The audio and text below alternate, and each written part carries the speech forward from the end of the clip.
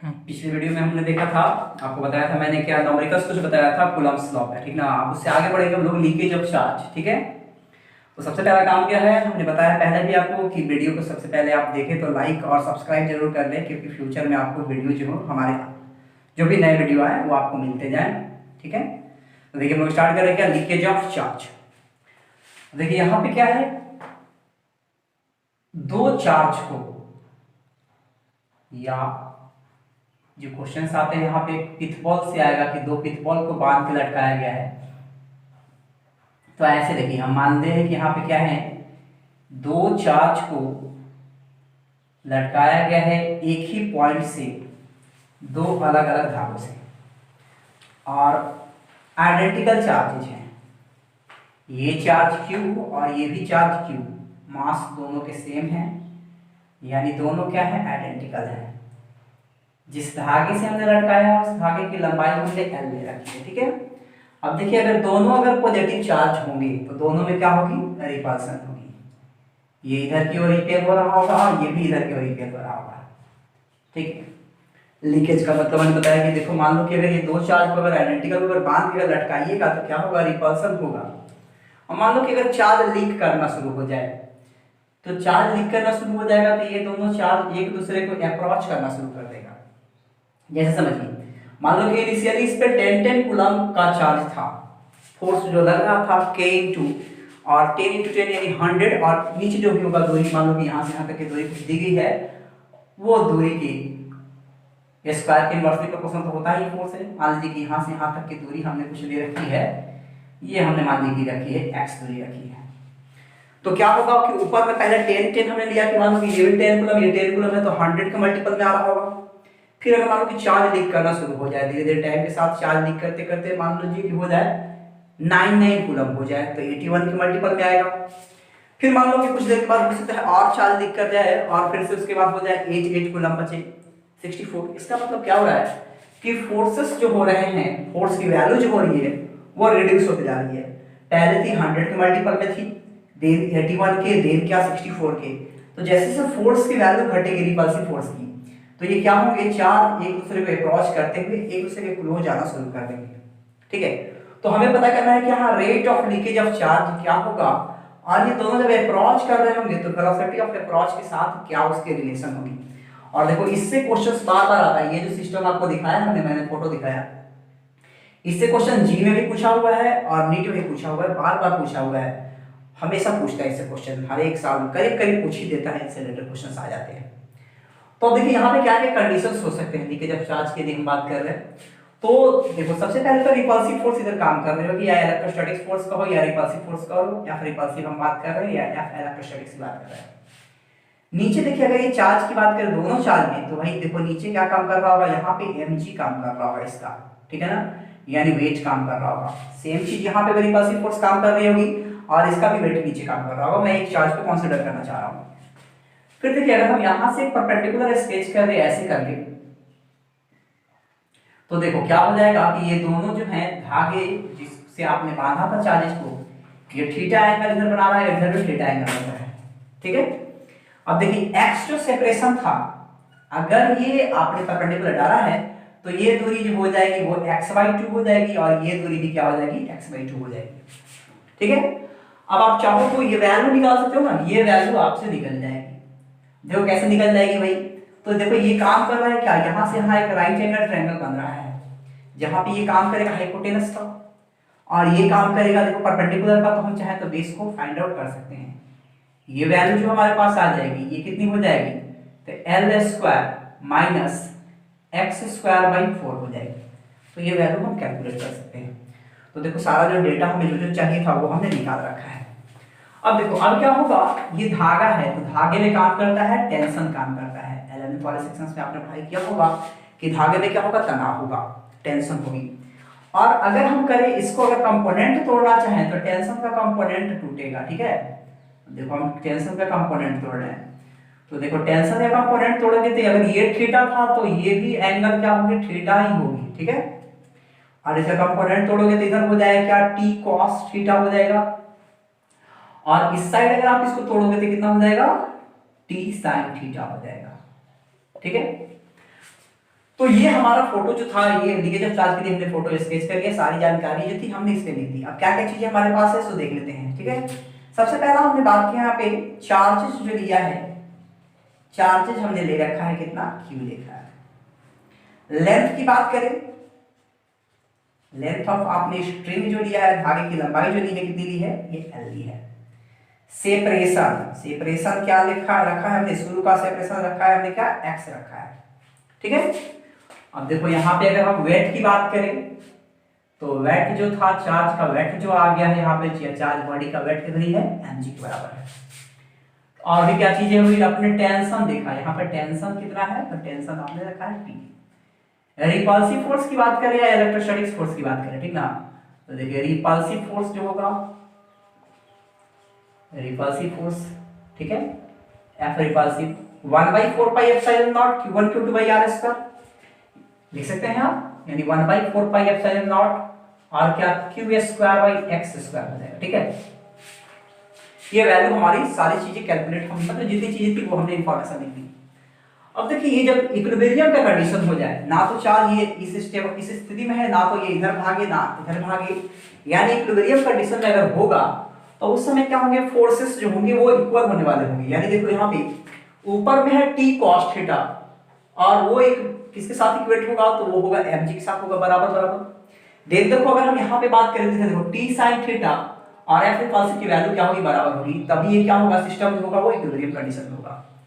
तो देखिए मैं लिखता हूँ क्या, फ्रॉम फिगर से हम ये बात करने आ रहे हैं कि फॉर इक्विलिब्रियम के लिए, फॉर इक्विलिब्रियम आप देख सकते हो क्या कि पहली बात तो ये हो गई कि t sin थीटा, सर ये वैल्यू जो हो जाएगी हमारे पास, ये f रिपल्सिव के बराबर हो जाएगी, पहली बात ये हुई, चलो इसको 1 मान लो, ठीक है।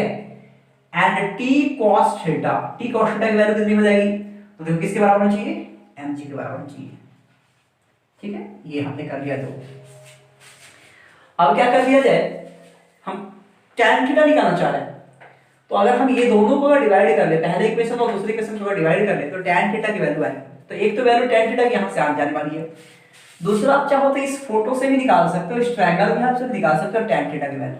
उसके बाद हम लोग इक्वेट करके और वैल्यू अपना जो है लीकेज का और velocity of approach find out कर लेंगे। तो देखिए डिवाइड कर लेते हैं, डिवाइडिंग इक्वेशन 1 बाई किससे, 2 से। तो देखिए आप क्या करोगे, t sin theta by t cos theta कर लोगे, t sin theta divided by क्या, t cos थीटा। इसकी वैल्यू कितनी है, f रिपल्सिव बाई mg के बराबर, नहीं। तो आप देखिए t कैंसिल हो जाएगा और यहां पे हमारे पास tan थीटा की वैल्यू जो आ चुकी है वो कितनी हो जाएगी, तो f रिपल्सिव बाई mg के बराबर हो जाएगी, ठीक है। चलिए इसको भी कुछ हम लिख देते हैं, इसको हम इक्वेशन 3 मान के छोड़ देते हैं। और f रिपल्सिव की वैल्यू हमारे पास है कितनी है, तो 1/4πε0 q स्क्वायर r स्क्वायर, ठीक है। तो अब आप यहां से देख चुके हो कि हमने क्या कर दिया, tan थीटा की वैल्यू निकाल रखी है, ठीक है। अब देखो tan थीटा की वैल्यू तो यहां से आ गई, हमने क्या किया भाई, पहले क्या किया, फोर्सेस को इक्वेट कर लिया है, देन इनको डिवाइड किया, तो tan थीटा की वैल्यू निकल चुकी है। अब देखो मैंने बोला है एक और बात बोली कि tan थीटा की वैल्यू की जगह से और निकाल सकते हैं, कैसे निकाल सकते हो, तो देखो यहाँ पे ट्रायंगल बन चुका है, ये ट्रायंगल में आप देख सकते हो ये काम करेगा, परपेंडिकुलर का काम कर रहा है, और फिर देखो ये काम कर रहा है किसका, बेस का, tan theta perpendicular by base. इसके हेल्प से हम चाहे तो tan थीटा की वैल्यू यहां से भी फाइंड आउट कर सकते हैं, ठीक है। तो मैं क्या कर रहा हूं, पहले tan थीटा की वैल्यू इस फोटो से भी निकाल के दिखा रहा हूं। आप क्या करोगे, पहले इसको इतना क्या करोगे, ये नोट कर लोगे, इसके बाद फिर से हम लोग आगे बढ़ जाएंगे, ठीक है। तो देखो मैं इसको हटा रहा हूं और ये वैल्यू को मैं छोड़ रहा हूं, यानी ये इक्वेशन को रहने देता हूं और फिर आगे बढ़ रहा हूं, दूसरा इक्वेशन फाइंड आउट करना चाह रहा हूं। देखिए अगर हम फिर से देखें, ये फोटो को मैं था, फोटोग्राफ को हटा नहीं रहा हूं, हटाऊंगा तो फिर दिक्कत होगी आपको।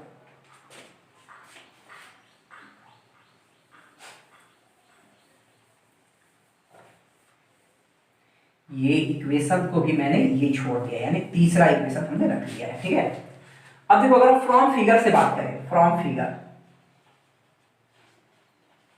अगर tan थीटा लिखना चाहते हैं आप, तो ये होता है परपेंडिकुलर बाई बेस, ठीक है। तो देखो tan थीटा की यदि बात कर ली जाए, यहां से फिर से देखते हैं tan थीटा, मैंने बोला परपेंडिकुलर की वैल्यू, परपेंडिकुलर की वैल्यू देखो यहां पे कितनी है, x/2 है, रख देता हूं x/2। और फिर देखो यहां से फिर इसको अगर लिखना चाह रहे हो तो यहां से ये वैल्यू फिर हो जाएगी इसको भी हम लिख लेंगे, यानी ये कितना हो जाएगा, तो रूट अंडर हो जाएगा आपके पास। ठीक है, आप क्या कर लोगे, तो L square minus x square by 4 कर लेंगे। अब एक देखिए केस यहां पे, ये जो सेपरेशन है और एक लेंथ है, लेंथ काफी बड़ा हो और सेपरेशन क्या हो, छोटा हो जाए। अगर x की वैल्यू छोटी है और अगर हम उसका x स्क्वायर कर दे तो और भी छोटी हो जाएगी, तो हम उसको इग्नोर कर सकते हैं। कंडीशन दे देते हैं कि इफ L जो है बहुत ही ज्यादा, बहुत बहुत वेरी वेरी ग्रेटर है इससे, x से, ठीक है, then x square is neglected, हटा दिया जाए। जैसे ही आप x स्क्वायर को हटाते हो तो ये बच क्या जाएगा, x/2 तो ऊपर है और ये बचेगा, सिर्फ ये हटने वाला है, ये करीब करीब क्या हो गया, 0 हो चुका, ठीक ना। जैसे देखो मान लो कि x की वैल्यू अगर कुछ ऐसी होती है, अब इसका स्क्वायरिंग करोगे तो और छोटा हो जाएगा, भाई इसकी स्क्वायरिंग करोगे तो कितनी आ जाएगी, कुछ ऐसी वैल्यू आ जाएगी, ठीक है। इसका मतलब क्या हो रहा है कि x स्क्वायर की वैल्यू जो हो रही है काफी छोटी हो रही है, तो इसको हम लोग इग्नोर कर रहे हैं, मतलब इग्नोर कर दिया, करीब करीब 0 हमने ले लिया।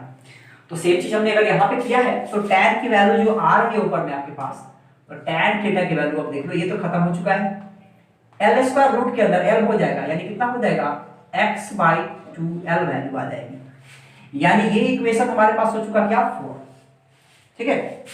अब देखो tan थीटा की वैल्यू यहां से भी निकल चुकी है और एक tan थीटा की वैल्यू पहले से भी हमारे पास थी।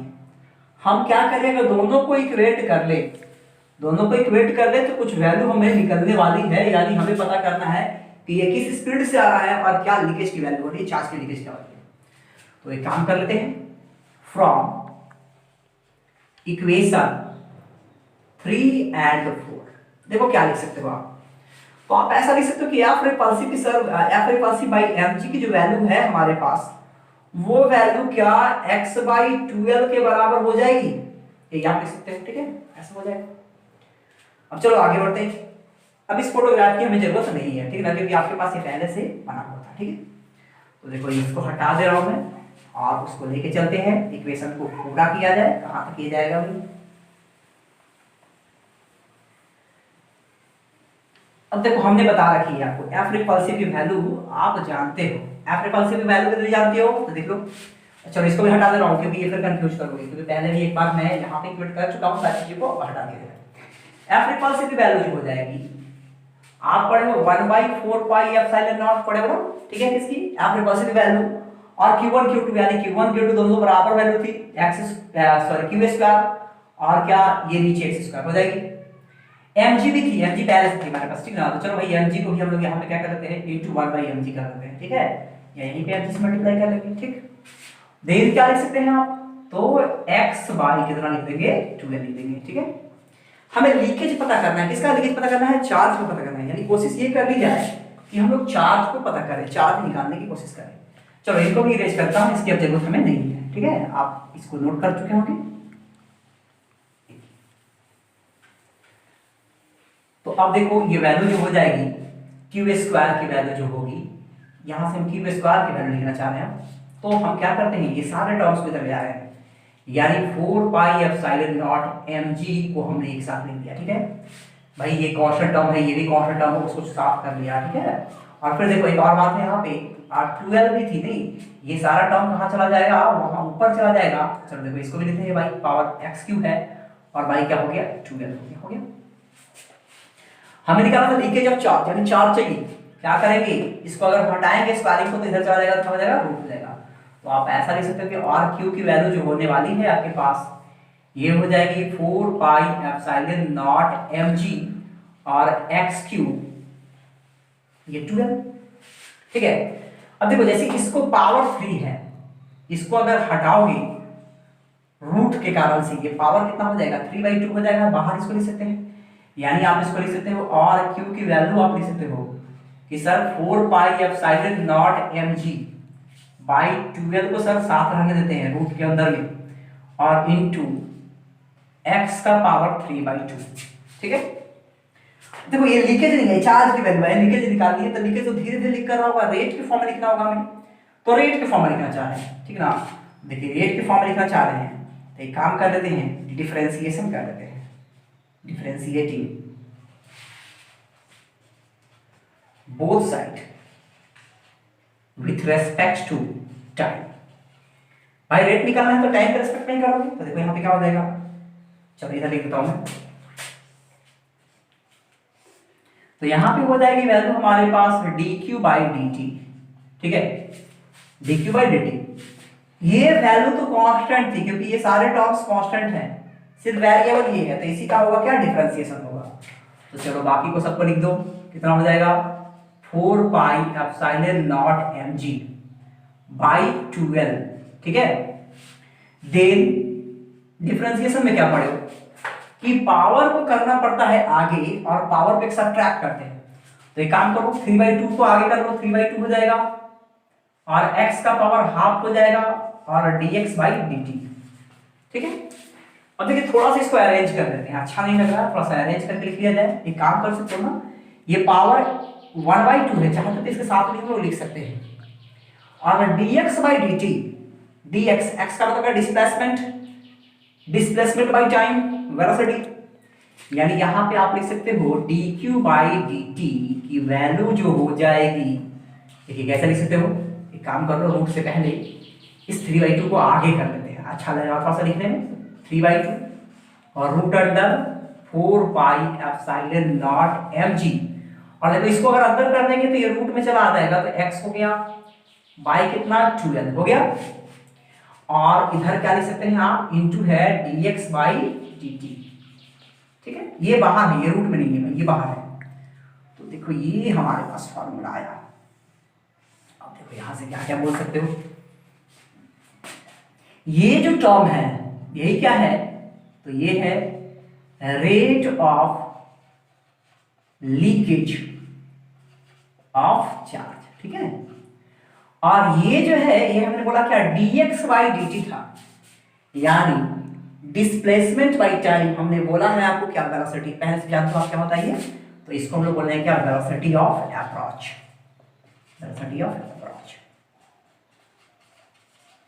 तो जैसे जैसे देखो चार्ज लीक करेगा वैसे वैसे क्या होगी, चार्ज जो, या इथबॉल्स अगर दो रहे हैं या कोई भी चार्ज को अगर आपने सस्पेंड किया था तो वो चार्ज क्या होंगे, धीरे धीरे एक दूसरे को अप्रोच करेंगे, सिमिलर चार्ज होंगे। तो मान लो कि दोनों का पॉजिटिव चार्ज था या दोनों नेगेटिव चार्ज था, चार्ज की लीकिंग स्टार्ट हो चुकी है, तो चार्जेज क्या होंगे, एक दूसरे को हो जाएंगे।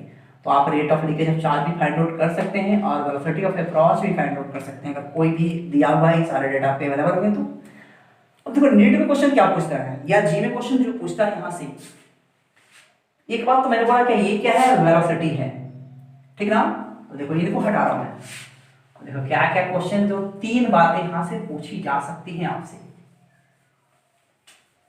देखिए क्या क्या 3 बातें पूछी जा सकती है आपसे। तो पहला बात ये जानो कि dq बाई dt यानी leakage of charge, rate of leakage of charge directly proportional to हो गया v, वेलोसिटी ऑफ अप्रोच का। दूसरी बात समझ लो, dq by dt directly proportional to root x। इसका मतलब क्या कि ये जो आया है सेपरेशन के रूट के डायरेक्टली प्रोपोर्शनल होगा। एक बात और देखो यहां से, तीसरी बात, v और x एक ही साइड में है, अगर इसको इधर ले जाओगे तो नीचे चला जाएगा। तीसरा जो आपसे पूछता है तो v प्रोपोर्शनल टू 1/√x।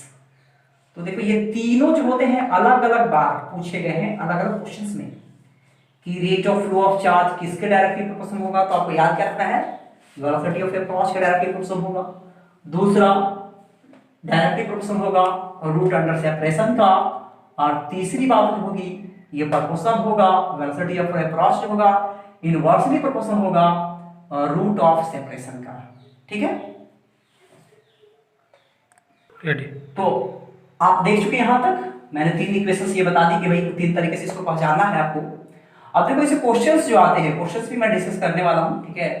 तो मैं फिर अगले वीडियो में दिखा रहा हूं, आप क्या कर लोगे, पहले इसको देख लोगे, कहीं पे अगर कोई डाउट्स हो तो आप लोग को पूछ सकते हैं। याद रखना है क्या भाई, ये फार्मूला आ गया हमारे पास कि dq by dt is equal to 3/2 root under 4 pi epsilon naught mgx by 12 and dx by dt।